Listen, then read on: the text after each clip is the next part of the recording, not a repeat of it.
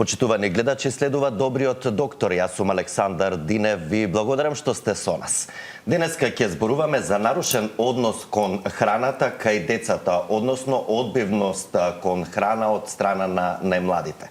Моја гостинка и соговорничка во денешното издание на емисијата е доктор Камилија Симеонова, специјалист по детска и адолесцентна психијатрија во клиничката болница Аџи Бадем Систина.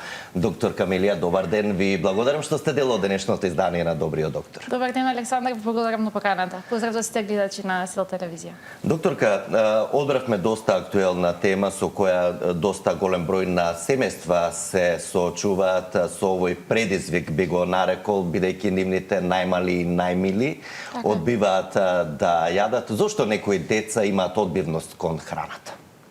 Така е.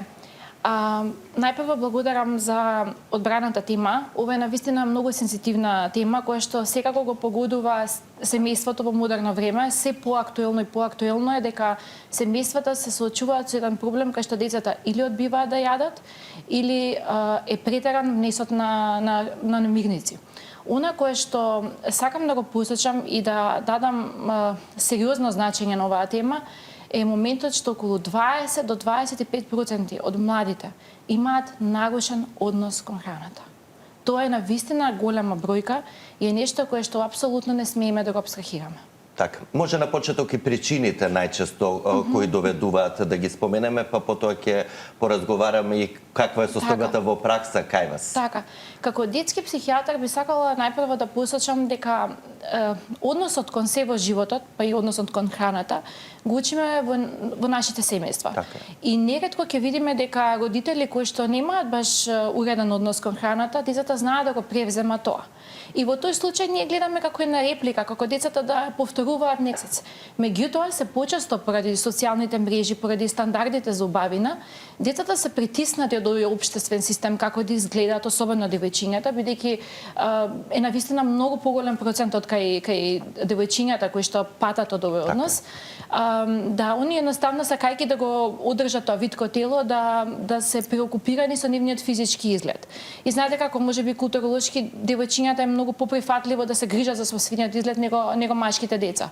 Меѓутоа, секако дека се многу варијанти во прашање и оној модерен живот, на брзо живење, кај што родителите можеби не секогаш имаат и време да подготват храна, така е, да, доведуваат до на можеби на дисморфија, значи на физичко нарушување на изгледот на детето кој подоцна сака да загуби килажа и во тој процес се губи себеси, односно оди во една од тие крајности кои што се нарушен однос нели кон храната, односно расстройства во исхранувањето. Меѓутоа, ако сакаме да погледнеме кон едно малечко дете кое што има нели нарушен однос кон храната, можеби и се уште не разбира што е убавина, како мислам нели не мој моментот физички не целно. Меѓутоа, знаете како, ако семејството на пример особено сензитивно, еве на пример на ситуација малечко дете одбива да јаде, тоа сигурно нели не е во склоп на анорексија или во склоп на некое расстройство на исхранувањето и ги поттикнува на тој начин добива внимание од родителите. И ќе видите дека она со тоа однесување всушност алармира, сака внимание, ги повикува родителите да му обрнат внимание и тие му обрнуваат. И просто научи дека јас за да ги имам мама и тато, и јас не сакам да јадам. Тоа е едната варијанта која што се јавува многу често во детска возраст и ние тоа како го нарекуваме како детето симптомот е во функција да ги повика мама и тато. Односно повикнам внимание. Да, апсолутно, како видите ме тука сум и ве барам вас.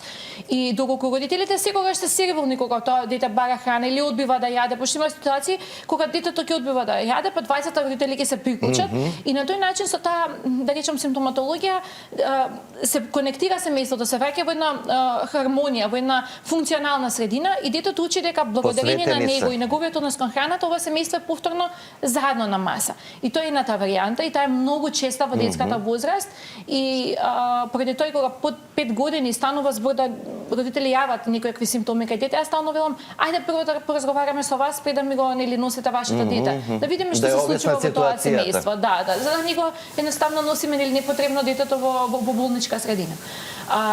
Меѓутоа, оној момент кога веќе кај нас знаеме дека во модерно време адолесценцијата започнува многу порано. Тука веќе гледаме дека она што го напоменав и претходно, дека социјалните медиуми, притисокот како да се изгледа, стандардите кои што се нереални, користење на фотошопови и слични други помошни алатки доведува да девојчиците особено имаат потешкоти со прифаќање на себе изгледот и со поставување здрав однос кон храната. Да, кога сме кај најмалите, ќе се навратиме на тинеџерите и адолесцентите околу влијанието на социјалните мрежи пред се и врсниците и средината на нивниот изглед, но за најмалите ме интересира кога вообичаено се јавува таа одбивност, на која возраст? Нема универзална граница, меѓутоа, знаете, има еден момент кога во најраната доинечка возраст мајката одбива да почне да дава цврста храна и вие ќе видите дека дете веќе и на 3 години, 4 години он одбива да пробува различен тип на храна. И може се јави тука всушност во преминот меѓу доиначка и она тодлер фаза, што велиме ние малечко детенце, да. Очекувано е тука да видиме криза. И всушност во сите развојни како да кажам, животни циклуси каде што очекуваме да има некаков криза, некаков преокрет, преобрадување на таа фаза, всушност кризите се јавуваат најчесто тука, во оние интервали на преминување од една, да речам, усвоена функција кон друга усвоена функција.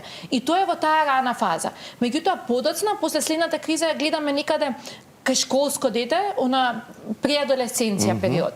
И во адолесценцијата имаме кулминации, кога станува збор, кога правиме статистика, гледаме дека статистички адолесценцијата како бурен период, како развојна криза, имаме најголем процент на нарушување на односот кон храната. Дали има влијание, ако детето е доено со мајчино млеко или е користена друга формула, што е доста честа овој последниот период во современото живење, во одбивноста на храната кон децата да се јави? Ова е многу интересно прашање, многу сензитивно за мајките и бидејќи знаете како доењето е една света работа и нема жена која што не посакала да го дои со своето дете. Оправдани причини кои се спречени. И знаете како е многу се дава значење на оној момент медиумски особено. Знаете како што велат ексклузивно доење. Меѓутоа знаете како моите колеги радиолози многу подобро го знаат од мене. Ви кажа дека не секоја жена има доволен број на жлезди кои што би гарантирале дека имаме доволна количина да дои млеко. Величината на градата воопшто не менува во тој циклус на доење. И не би сакала да мајките имаат на чувство дека ако детето понатака потешко јаде, дека тоа е ради нивното доење. Апсолутно, конекцијата, љубовта, топлината која што мајката му ја дава држејќи го детето е она која што е исконската. Апсолутно, дали она го држи додека му дава на детето држи цуцла или дава града, верувајте дека не ја минува моментот на топлина и на емоција која што го има детето. И не е поврзано после тоа дали детето ќе јаде или нема да јаде во зависност од тоа дали е доено или не е доено. Битна е топлината, битна е љубовта. И оние деца кои што се повеќе да речам мајката била анксиозна, се грижала дали дои, дали не дои, дали има доволно млеко. Тие работи може да направат едно понервозно дете, бидејќи знаете како децата се магнет, што чувствуваме ние го чувствуваат и они. Меѓутоа нарушување во храната секако не е поврзано со моментот дали дете доено или не е доено. Очекувано е дека кога дете во најрана возраст почувствувало нешто што е различен вкус или како типот на дохрана или целосно исхранување со аптамил или било која друга формула, може би по тоа дете полесно ќе пробува вкусови, заради тоа што веќе е навикнато да минува вкусови од мајчино млеко да експериментира. Меѓутоа експериментирањето не е никогаш касно да се започне. Така што да не се грижат мајките кои што можеби не успеале да ги дојат своите деца, последиците не се од тоа секако. Докторка, колку често се среќавате во вашата пракса со оваа состојба децата да имаат нарушен однос кон храната и на која возраст обично доаѓаат и бараат стручна помош кај вас? Морам да кажам дека трендот е се порано и порано. Ако порано во адолесценцијата, например, девојчица во старите книги пишува дека има 13-14 години кога заболува од анорексија. Спуштени се тие. Сега се спуштени тие граници. За жал е 9, 10, 11 години. Многу порано.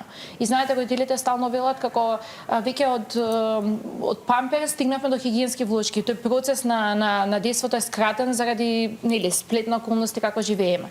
Она кое што секако е ме прашувате вие колку е често, многу е често за жал и можам да кажам дека е секој пети пациент, секој шести пациент кај мене што доаѓа со нарушен однос кон храната. Убаво рековте на почетокот дека децата го отсликуваат тоа што го прават родителите. Ме интересира каде најчесто грешат родителите и предизвикуваат да дојде до ваква состојба децата да одбиваат да јадат или стручно наречено да имаат нарушен однос кон храната? Знаете како? Интересното е што не секогаш сме свесни нели како ние ја представуваме храната пред децата. Ако ние често прегладнуваме, ако пред децата се прејадуваме, ако знаете оној модерен стил нели немав кога да јадам, немав пауза, па доаѓаме дома јадаме како животни. Секако дека игра улога. И знаете они ќе ви кажат родителите, ама ние стварно ништо не му збориме, ние не му збориме што е калорично, што не е калорично, тоа само чита етикетата. Не е поврзано. Тоа сакам да кажам, нашиот стил, нашето однесување во семејствата е многу помоќен него начинот како зборуваме. Ако ние сме му пример на дете дека ние треба да прегладнеме и првиот оброк да ни биде во 5 попладне, зашто би очекувале дека нашето дете ќе сака да доручкува и да руча и после тоа да има рана вечера или доцна вечера? Апсолутно не. Ние сме децата се наша слика, наша реплика честопати. Корекција стануваат многу подоцна после адолесценција кога сваќаат нашиот модел дали им се допаѓа или не им се допаѓа. Меѓутоа во раното детство тие се наша реплика. И кога веќе нели зборуваме за нарушувањето на храната, она што почесто е се почесто она binge eating што го викаат, тоа е прекумерен внес на храна и после тоа повраќање или користење на различни лаксативи и диуретици за елиминација на храната. И тоа е се почесто, дури станува и почесто од анорексијата. И еден модел на себе повредување кој што се почесто го прават децата. И повторно ќе кажам, ние како родители сме должни да му дадеме еден уреден концепт на детето како треба да внесува храна. И да бидеме споредски активни, да бидеме колку што можеме повеќе добар пример, заради тоа што децата го учат светот преку нас. Така, тука ќе ги поканеме и нашите гледачи почитувани, доколку имате прашања за денешната моја гостинка, доктор Камилија Симеонова, специјалист по детска и адолесцентна психијатрија во клиничката болница Аџи Бадем Систина. Може слободно да се јавите на добро познатиот телефон 02-3116-566. Денеска говориме за нарушен однос кон храната кај децата, односно одбивност кон храната од страна на деца, тинејџери и адолесценти. Докторка, многу често се среќаваме со наши познаници дека да, детето одбива да јаде, меѓутоа како што рековте, ќе седнеме сите и ќе го подлажеме детево, ќе му купиме ова или ќе ви дадеме ова или ќе ви го дадеме телефонот еден саат да го користите. Колку наградите му прават добро или лошо на детето во овој контекст? Така. Многу интересно прашање, стварно се почесто тоа го користиме, особено во моментот со телефонот, што го кажавте, просто како да не чувствува дека јаде. И ја морам да го искористам овој момент со телефонот, бидејќи е стварно пандемија од користење на телефони кога деца јадат и просто како родителите се супер мирни со тоа, детето им ресторан мирно, воспитано на телефонот и сето тоа. Меѓутоа, ова е алармантно и морам да го објаснам. Телефонот, значи самиот телефон, таа стимулација допаминска која што има телефонот, автоматски оно го занемарува, да, го игнорира јадењето. Механички. И ние после тоа во животот ги учиме децата на следната лекција. Кога ти е досадно сина или ќерко, ти прави нешто ти биде интересно. И ќе ги видите како возрастни тие луѓе од 12 на полноќ нешто прават или на компјутер или на телефон и грицкаат. Таа навика им ја оставаме за цел живот. Кажете ми што има функционално ние да не ја чувствуваме храната.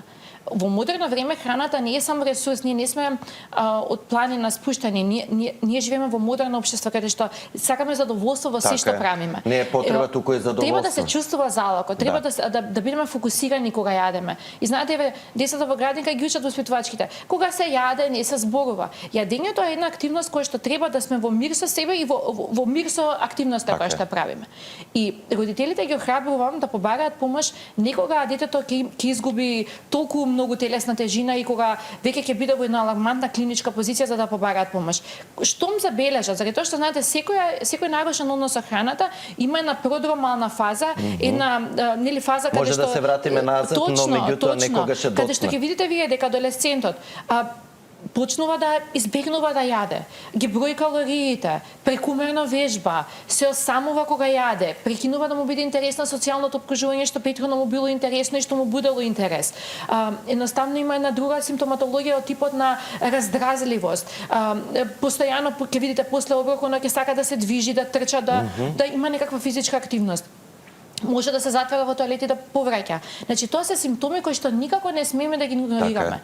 А знаете, родителите обично доаѓаат на терапија оној момент кога ќе почувствуваат, кога ќе кажат доктор ќе изгуби 10 кг за 3 месеци. Тоа е веќе оној момент кога кулминирала болеста, односно расстройството. И она што ги охрабрувам родителите е бидејќи знаете како родител кога ќе дојде на терапија, прво нешто што ќе ве прашаш и очекувано. Јас сум родител, тоа природна, инстинктивно е. Што сгрешив јас? Што сгрешив јас за моето дете? Ништо не сте сгрешиле. Моментот кога вашето дете припаѓа веќе на институции, кога не е доенче, кога веќе е обкружено со социјален свет, не сте вие единствено виновни за тоа што му се случува. И типот на прашање што сум ја виновен или што сгрешивме ние како семејство, апсолутно не се потребни. Затоа што само го тежнуваат процесот во терапијата.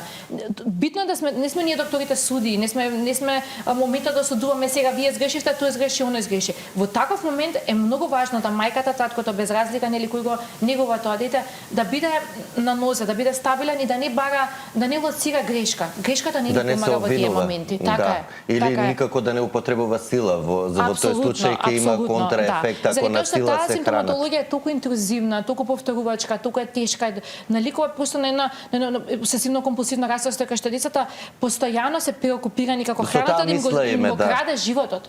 И ако и знаете многу е често ќе го видиме особено кај анорексијата.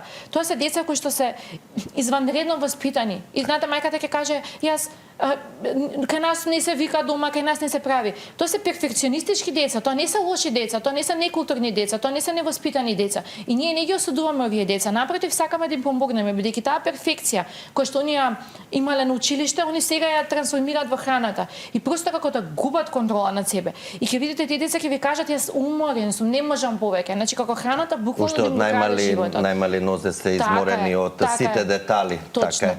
Докторка, да ги слушнеме прашањата и од нашите гледачи почитувани во програма, сте повелете.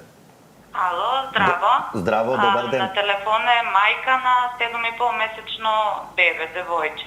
Така. Вака, сакам да прашам дали има нешто што можам да подобрам на моето девојче од 4,5 месеци почнав да му давам да пробува храна. Но не сака. Одбива и купечка, и домашна приготвена, и сега новите методи што се за парчиња, не сака ништо. Не знам што друго да пробам за да го подобрам тоа. На доење си е бебето, супер си дои, 7 кила е скоро, но не сака да јаде. Така. Ќе добиете совет веднаш дали на таа возраст е вообичаено ова или треба малку да почекате. Секој е добро, слушајте ги советите од доктор Камилија. Благодарам за прашањето. Оно кој што е, сакам да го искористам прашањето што го кажа господјата.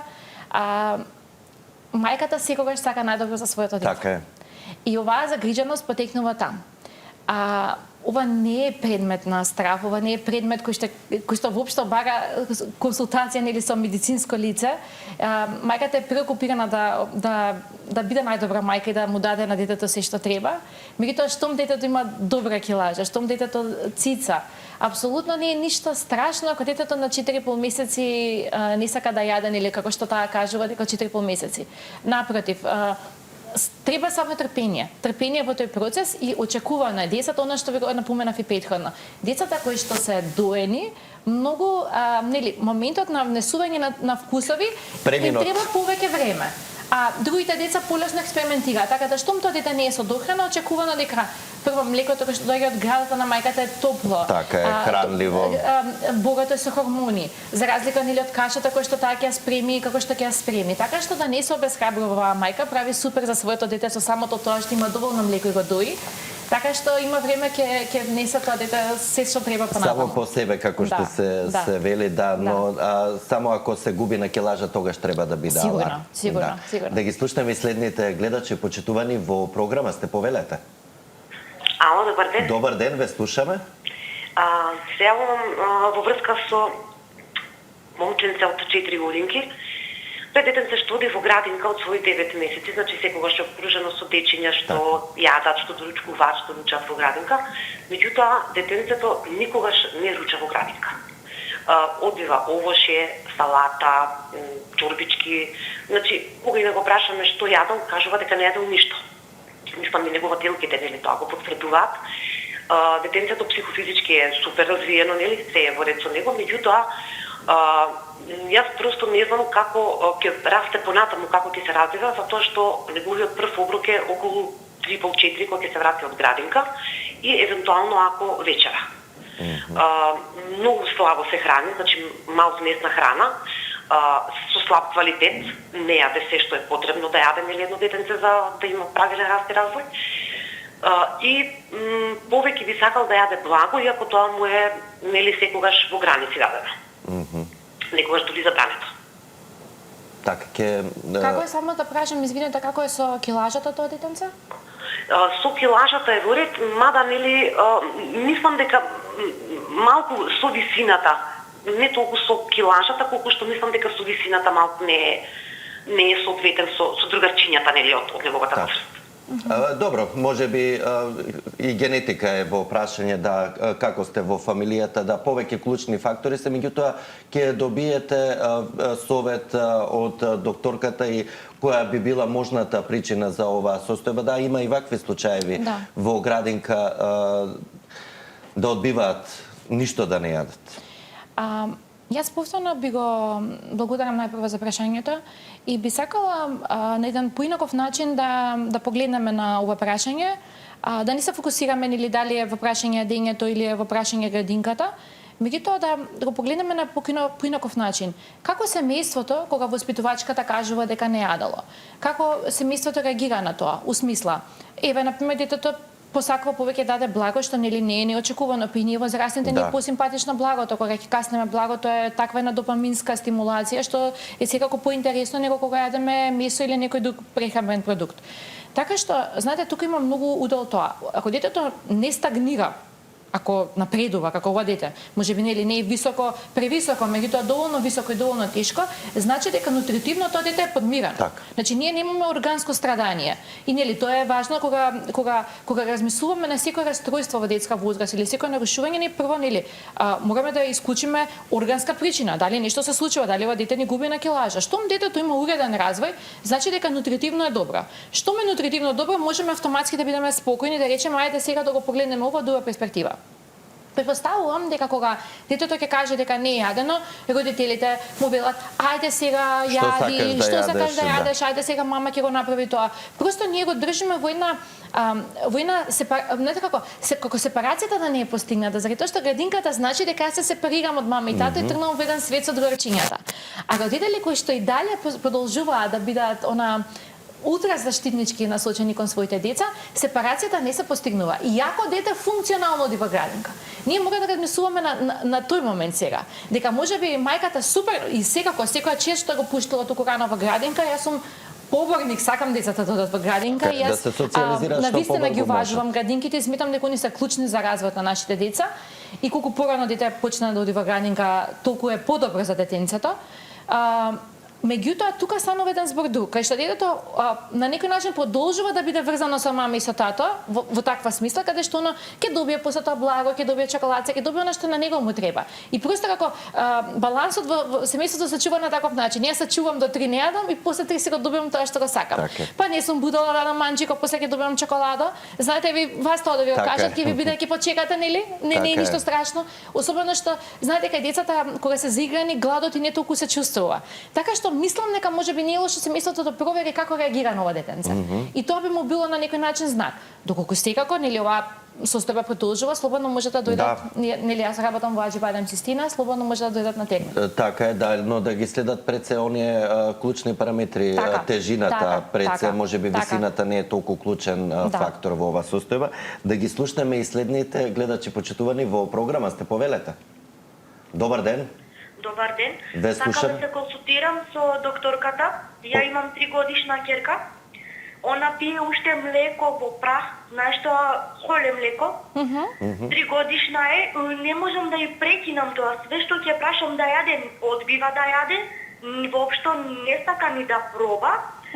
Проблемот е све што ќе каже мама, гладна су и прави ми млеко. Пробав недела дена да не пие тоа млеко, пробав и други млекца да ја давам да пие, го одбива и тоа, не сака да јаде, конзумира само 2-3 лажички супа и пире многу ретко. Се консултира фисоматичната нејзина. Пробавме шуропчиња секакви, он ја тера да јаде, ама она не сака тоа да го конзумира, она ја што ќе го правам или она ако побара нешто, кога ќе го види не сака да го јаде. И како да прекинам со млекото уште во прах тоа што го пие. Во ред, да. И ова е реална состојба, да, доста често. Ви благодарам. Слушајте ги советите од доктор Камилија. Благодарам на гледачката за поставеното прашање и ова исто така би сакала да го преформулираме можеби на друг начин, а тоа би било следно. Она мене не ми јаде. Е нешто кое што многу често го слушам. Јаде тоа што сака. Да. И знаете, има еден тука баш онака момент кој што кога сме емоционално преплавени, бидејќи тоа се нели нашите деца, го игнорираме. Ниедно дете не е родено со идеја да умре. Значи секој дете сака да живее, со секој дете постои порив да живее. Дете кое што во моментот нема да му задоволиме потребата и нема да му дадеме тоа што го бара. Па тоа дете за 5 часа ќе биде гладно и ќе си побара вакво такво од другото што му го нудиме. Меѓутоа ние како родители знаете како еве ти го пример сокот на маса, му го оставаме и очекуваме дека детето треба само тоа да биде свесно дека сок не треба да пие. Или ова со млекото. Оно е преголемо 3 години за да биде прво тоа е финансиски неоправливо, бидејќи тие се многу поскапи млека.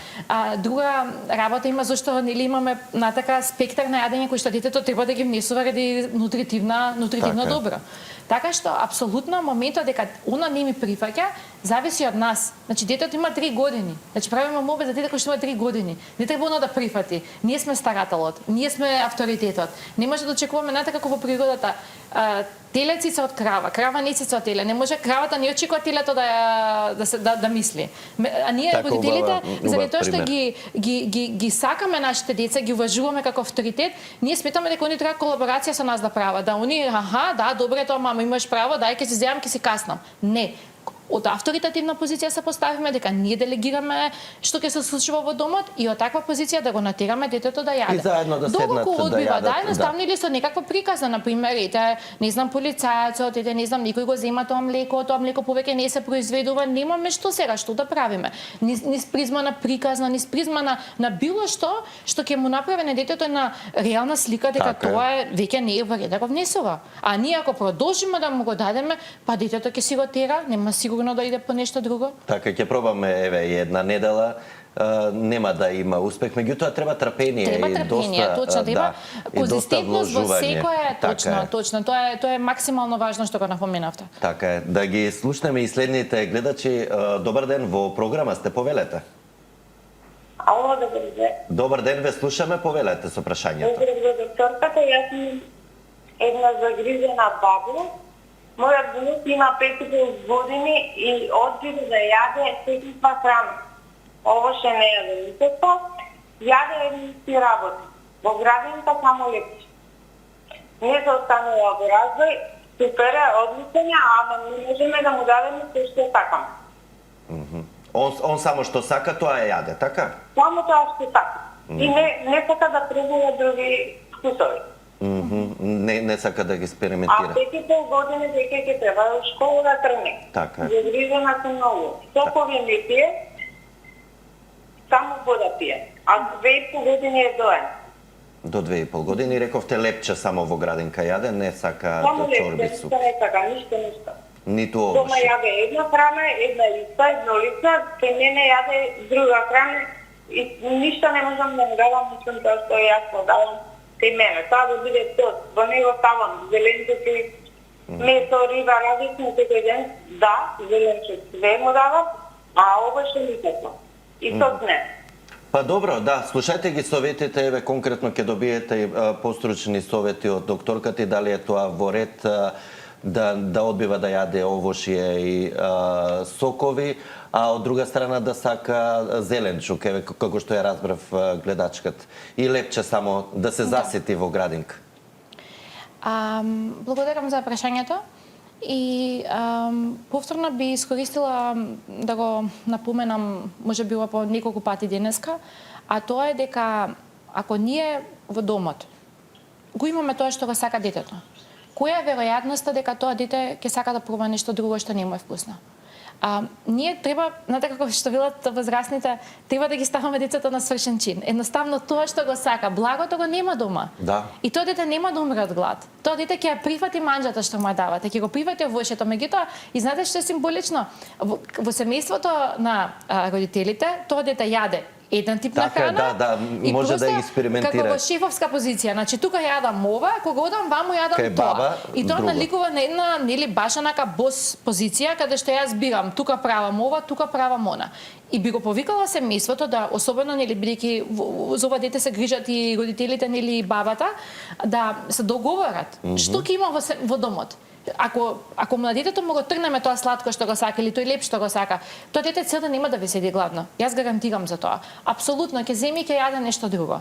Така што ние треба на детето да му го ограничиме и малку да се поставиме точно во позиција на авторитет, заради тоа што знаете како на топло родителство, грижливо родителство е се повеќе популарно и родителите има дури едно чувство дека ако повишат тон или ако постават граница дека они се лоши родители. Меѓутоа не е така. Во таа рана развојна доба, апсолутно ние сме тие кои што делегираме авторитети и кои што мораме да бидеме доследни на нашите ставови. Ако сме попусливи, се случуваат овие пропусти. Така. И знаете, не се толку страшни овие пропусти кога се сега на оваа возраст, заради тоа што понатака тоа дете ќе ви каже па не сакам да одам во школа, денес имам математика, не ми се оди школа. И со оваа тактика, значи родителите кажат, па добра, ајде сега немој да одиш математика, барем на хемија отиди. Значи не смееме да се пазариме со децата. Мораме точно и јасно граници да поставуваме. Така е, авторитетот пак ќе го споменеме. Докторка, имаме интерес од гледачеви, ќе вклучиме уште еден гледач, бидејќи имаме време само за уште еден гледач пред да продолжиме да финишираме со темата. Почитувани во програма сте, повелете. Да. Добар ден, вие сте наред, Добар повелете. ден. Добар ден. Добар ден. Јас гледам се зборува за големи деца. Еве ја нешто да кажам. Родив ќерка од 4 кило и никако да дои. И добив идеја дека ако и ги покријам очите, она си јаде до бесконачност. Изгледа беше радозналоста побитна од доењето. По мене, она наедноставно си ги јадеше оброците како и ги дава, али една пелена беше на незините очи. Бидејќи дома нема никој, она сакаше изгледа да гледа, разгледува, или не знам што и беше поентата. Важно, ние поминавме прекрасно, а роде на 4 кила, достигна до 10 кила, си јадеше. Добра техника, да.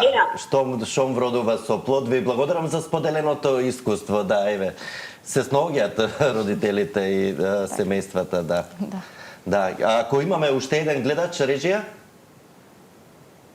Добар ден. Добар ден. Во програма сте, повелете. Да го намалам телевизор. Така, намалете го за подобро да комуницираме и повелете со прашањето.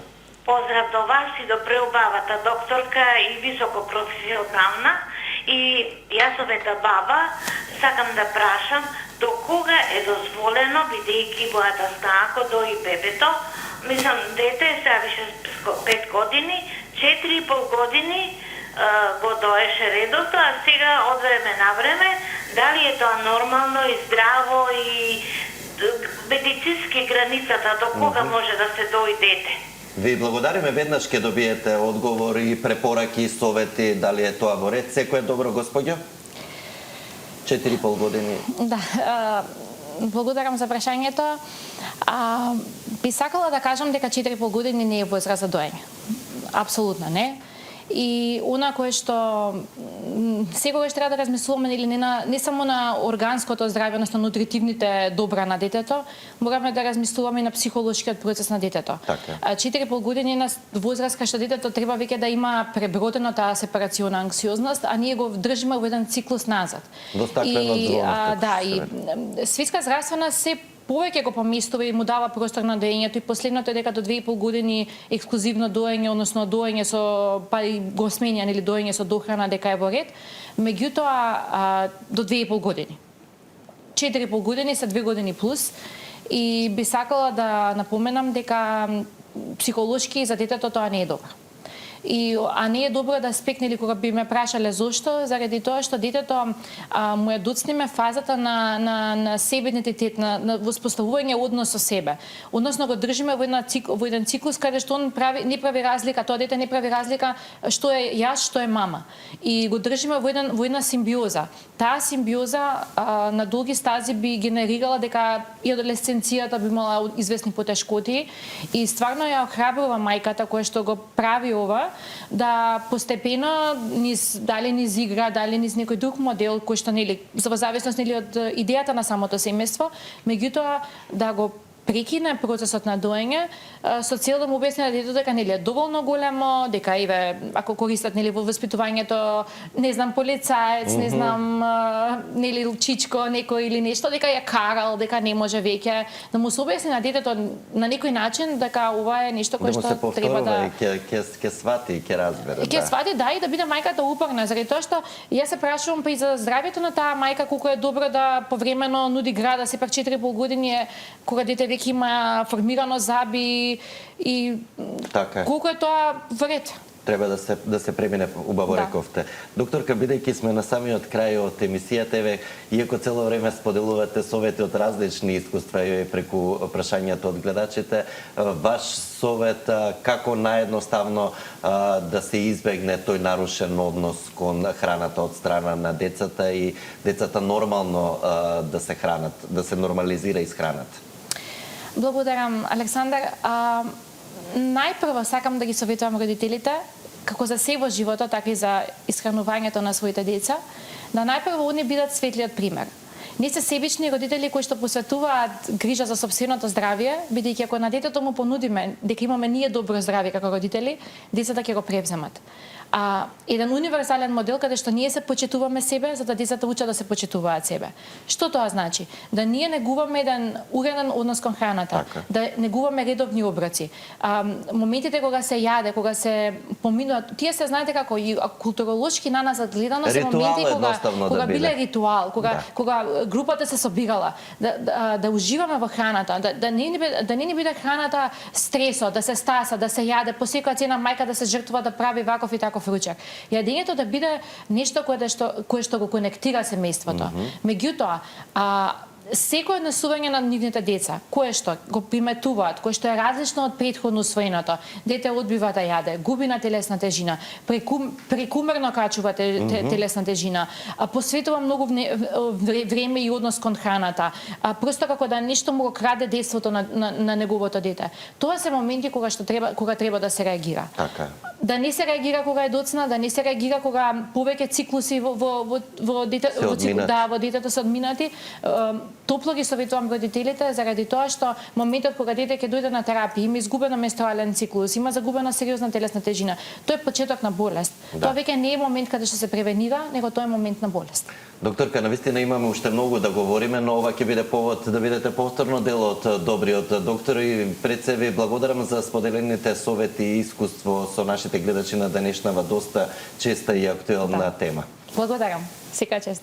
Почитувани, тука е и крајот на денешното издание на емисијата. Вам ви благодарам за вниманието со кое не следевте. Ве поканувам да бидете повторно со нас и утре. Во меѓувреме останете со програмата на Сител. Имајте убав ден и грижете се за вашето здравје.